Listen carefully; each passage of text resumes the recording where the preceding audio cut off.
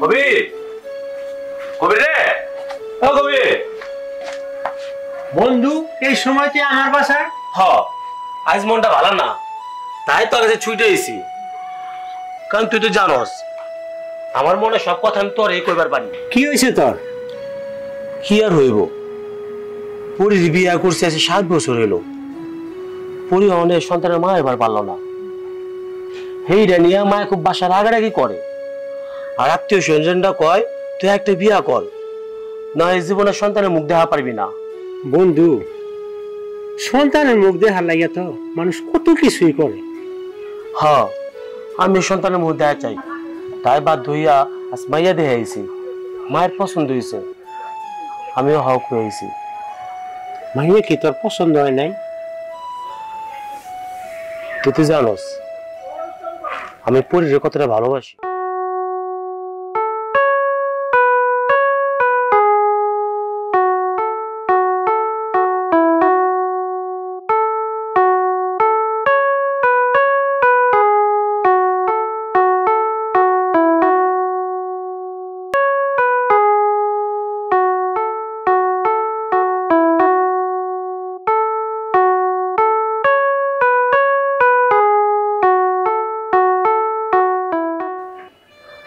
কখনো ভাবি নাই আর একটা নারীর লোক আমার সংসার কখন লাগবো।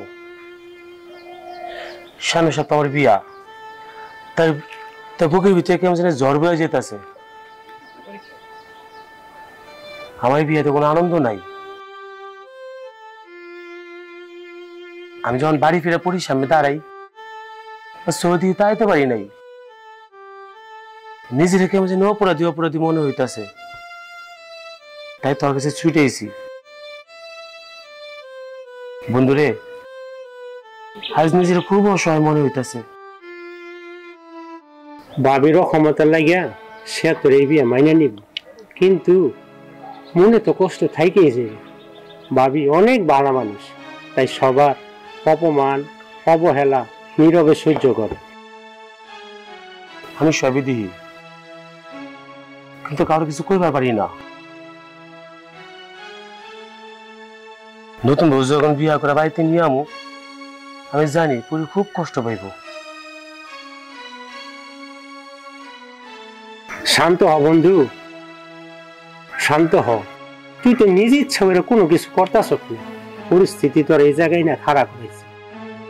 আমি তোর কষ্টটা বুঝতে পারতাছি বন্ধু।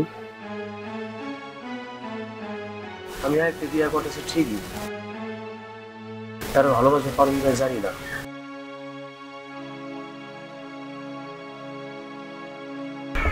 আজ বিয়া পাকাপাকি করে আমার পর থেকে মনে হইতেছে ভালোবাসার লগে লাগে আমি আবার নিজেদের ভাগ করে ফেলেছি।